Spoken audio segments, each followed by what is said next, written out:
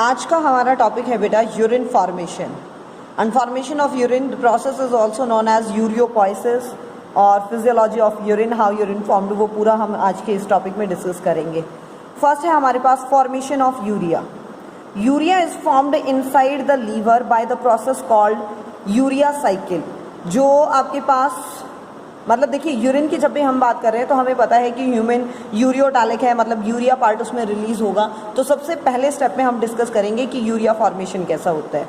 वो होता है लीवर पार्ट में, और उसके लिए साइकिल है आपके पास यूरिया साइकिल, जिसे हम ऑर्निथिन साइकिल भी बोलते हैं या क्रैब हेंसलेट साइकिल भी इसे नाम दिया जाता है, क्योंकि ये इन साइंटिस्ट ने फाइंड आउट की थी, क्रैब और हेंसलेट ने मिलकर। ड्यूरिंग डीअमीनेशन ऑफ अमीनो एसिड, जो लीवर के अंदर होता है, अमीनो ग्रुप जब रिमूव हो रहा है ऑक्सीडेज एंजाइम की हेल्प से, ammonia is produced, NH3 gas, ammonia gas produce होती है जो हार्मफुल है बॉडी में, इसलिए उसे चेंज किया जाता है यूरिया के अंदर।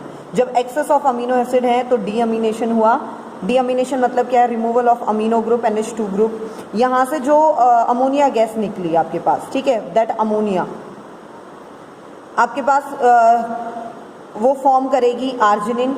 आर्जिनिन से फिर आपके पास मतलब ये कंप्लीट साइकिल यूँ चलती रहती है यूरिया साइकिल की, कि अमोनिया एक्सेस में है कार्बन डाइऑक्साइड के, यहाँ से शुरू करेंगे, अमोनिया एक्सेस में है, कार्बन डाइऑक्साइड के साथ मर्ज हुई, ऑर्निथिन जो प्रेजेंट है लीवर के अंदर उसने बनाया सिट्रुलिन, सिट्रुलिन से बनाया अमोनिया की प्रेजेंस में यहाँ वाटर मॉलिक्यूल रिलीज होता है आर्जिनिन, ठीक है। आर्जिनिन फिर कन्वर्ट हो रहा है ऑर्निथिन में, साइक्लिक फॉर्म चलती रहती है और यहाँ बनता है यूरिया, NH2CO NH2, ठीक है जी।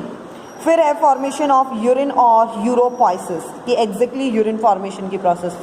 यूरिन फॉर्मेशन जो है वो हो रहा है आपके पास किडनी में, और इसके 3 प्रोसेस होती हैं। First one is the ultra filtration, ये वर्ड कल बार बार जब काम आया था हमारे पास, जिसे हम नाम देते हैं ग्लोमेरुलर फिल्ट्रेशन। जैसे चाय पत्ती, मतलब चाय आप चाय वाली छलनी में से छानते हो, पत्ती वाला पार्ट ऊपर रह गया सॉलिड स्ट्रक्चर और डिजॉल्व सब्सटेंस आपके पास नीचे आ गए, वैसे वही प्रोसेस है अल्ट्रा फिल्ट्रेशन। बोमेन्स कैप्सूल में क्या हो रहा है आपके पास? Separation of large molecule, smaller molecule जो हैं, जो plasma protein plus RBC WBC, ठीक है, लार्ज जो पार्टिकल्स हैं वो ऊपर ही रह गए हैं, इफरेंट आर्टिकल के थ्रू ब्लड में भेज दिए जाते हैं। और सिर्फ जो वाटर और स्मॉल मॉलिक्यूल्स जो डिजॉल्व हैं वो ग्लोमेरुलस में से पास होते हैं। ग्लोमेरुलस जो है 2 लेयर्ड, ग्लोमेरुलस आपको पता है कि 2 लेयर्ड स्ट्रक्चर है, 2 लेयर्ड कप लाइक स्ट्रक्चर हमने पढ़ा भी था, जिसमें स्लिट पोर्स पोडोसाइट की प्रेजेंस के कारण, और वेल अडेप्टेड फॉर फिल्ट्रेशन, मतलब उसका पूरा स्ट्रक्चर इस टाइप से है अरेंजमेंट, वो पोडोसाइट की प्रेजेंस के कारण, स्लिट पोर्स के कारण, कि उसमें से वो अल्ट्रा फिल्ट्रेशन ईजिली हो रहा है। The fluid material which is formed as a product of ultra filtration is called ultra filtrate. जो हमें लिक्विड मटेरियल PCT में मिलता है इस अल्ट्रा फिल्ट्रेशन के बाद, जिसमें आपके पास लिक्विड मटेरियल प्लस कुछ डिजॉल्व सब्सटेंसेज हैं, उन्हें नाम दिया जाता है, उस मटेरियल को नाम दिया जाएगा अल्ट्रा फिल्ट्रेट, और उसे ही हम ग्लोमेरुलर फिल्ट्रेट भी बोल देते हैं, जिसके अंदर आपके पास sodium ion, potassium ion, chloride ion, glucose, amino acid, urea, ketone bodies और large amount of water molecules present होते हैं। देन एक टर्म है हमारे पास GFR, ग्लोमेरुलर फिल्ट्रेशन रेट। लगभग 1100 to 2000 लीटर ऑफ ब्लड वो फ्लो करेगा ह्यूमन किडनी में से ईच डे, हर एक दिन, और ये लगभग जो total volume of blood human के अंदर प्रेजेंट है उससे 275 टाइम्स ज़्यादा है। टोटल तो वही 5 to 6 लीटर है और जा रहा है 1100 to 2000 लीटर, मतलब कितनी बार वो फ्लो कर रहा है।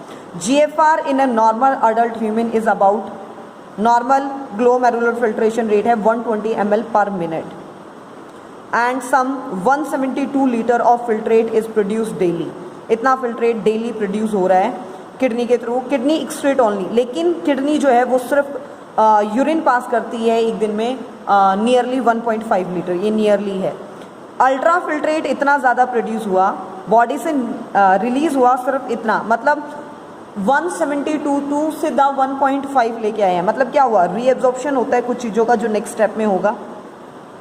नेक्स्ट देखिए आपके पास फैक्टर्स जो अफेक्ट करेंगे, एक है ऑस्मोटिक प्रेशर, ये ध्यान रखिएगा, 30 mm ऑफ Hg है। Renal pressure 20 mm of Hg है। 75 mm of Hg, 30 mm of Hg जो आपको बताया। जो गैप प्रेजेंट है ग्लोमेरुलस और बोमेन्स कैप्सूल में लेयर के बीच में, वो 75 mm ऑफ Hg वहाँ प्रेशर है। और movement of filtrate in PCT अगर हम काउंट करें तो 75 जितना टोटल है उसमें से माइनस कर दीजिए आप यहाँ ऑस्मोटिक और रीनल प्रेशर को, तो 25 mm ऑफ Hg हमें मिल जाता है। नेक्स्ट स्टेप है, फर्स्ट था अल्ट्रा फिल्ट्रेशन, सेकेंड है ट्यूबुलर रीएब्जॉर्प्शन। जो अल्ट्रा फिल्ट्रेट ट्यूबुलर पार्ट में से PCT, loop of Henley, DCT में से पास हो रहा है, उस टाइम पे से कुछ मटेरियल का री मतलब दोबारा से एब्जॉर्प्शन होना। कुछ पार्ट पीसीटी में एब्जॉर्ब होगा, कुछ लूप ऑफ हेनले में, कुछ डीसीटी में।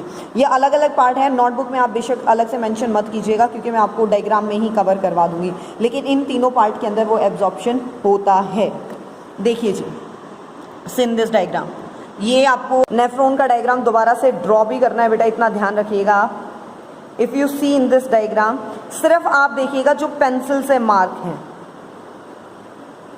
ठीक है, हम बात कर रहे हैं ट्यूबुलर रीएब्जॉर्प्शन की। जो पेंसिल के मार्क हैं वो है निकाले जा रहे हैं, जो आपके पास पेन से मार्क है वो डाले जा रहे हैं, एरो देखिए डाले जा रहे हैं। वो थर्ड स्टेप है ट्यूबुलर सिक्रीशन, जिसमें अगर आप लिखना चाहते हैं तो अगेन सारे पार्ट्स में लिख सकते हैं कि कहाँ कौन सा पार्ट है, और अदरवाइज डायग्राम से भी काम चला सकते हैं, इट्स अप टू यू। ठीक है, पीडीएफ में आपको कंप्लीट भेज दूंगी, आप उसमें से जितना जो करना चाहते हैं वो कर लीजिएगा अकॉर्डिंग टू यू। ये आपका बोमेंस कैप्सूल वाला पार्ट है, इसमें से फिल्टर आउट होके अल्ट्रा फिल्ट्रेट आया पीसीटी वाले पार्ट में। पीसीटी वाले पार्ट में से क्या हुआ, glucose, amino acid, vitamin, hormones, in part को रिमूव कर लिया गया, एंटायर पार्ट को। ठीक है, पूरा का पूरा, मतलब थोड़ा सा भी नहीं छोड़ा जाता। फिर कुछ अमाउंट में यूरिया यहाँ से निकाल लिया जाता है, ध्यान दीजिएगा, निकाल लिया जाता है। वाटर निकाल लिया जाता है मैक्सिमम जितना पॉसिबल है, sodium ion, chloride ion, potassium ion. तो 172 से 1.5 लाना है तो बहुत सारी चीज़ें निकलेंगी। फिर ये एंटर करता है लूप ऑफ हेनले में। जो descending limb of loop of Henle है, it is permeable only for the water. यहाँ से वाटर रीअब्जॉर्ब किया जाता है मैक्सिमम, ताकि कंसनट्रेटेड यूरिन हो। जो ascending limb of loop of Henle है, ध्यान रखिएगा, it is impermeable for water. यहाँ से सोडियम क्लोराइड आयन, फिर अपर पार्ट में से सोडियम आयन अलग, क्लोराइड आयन निकाल लिया गया। फिर अब जब हम डीसीटी वाले पार्ट में जा रहे हैं तो sodium ion, water, chloride ion निकाल लिया गया। ठीक है जी। फिर कलेक्टिंग डक्ट वाले पार्ट में से भी कलेक्टिंग ट्यूब्यूल वाले पार्ट में से भी आपके यहाँ मैक्सिमम वाटर जितना था पॉसिबल कि हमें बॉडी को रिक्वायरमेंट थी और ज़्यादा यूरिन में पास होने वाला था, तो यहाँ से निकाल लिया गया। ठीक है जी। Now see the next part, tubular secretion. Secretion नाम ही बता रहा है कि ट्यूबुलर पार्ट में सिक्रेट करना, मटेरियल ऐड करना फाइनल यूरिन तक पहुँचाने के लिए। कुछ अगर पिगमेंट्स हैं, ड्रग्स हैं, कोई स्पेसिफिक आपने दवाई वगैरह खाई है तो वो उसके कंपोनेंट्स यहाँ ऐड कर दिए जाएंगे। ठीक है। फिर आपका जो यूरिया पार्ट था वो यहाँ ऐड किया जाएगा। फिर आपका कुछ हाइड्रोजन आयन या फिर अमोनियम आयन्स हैं, NH4 पॉजिटिव, यूरिया है, वो ऐड यहाँ किया जाएगा। और इस कलेक्टिंग डक्ट वाले पार्ट में से भी आपके पास क्या है, ये थोड़ा सा पेंसिल वाला ही पार्ट है, water molecule, sodium ion, calcium ion remove कर लिए जाएंगे। उसके बाद फाइनल यूरिन को भेजा जाता है। ठीक है।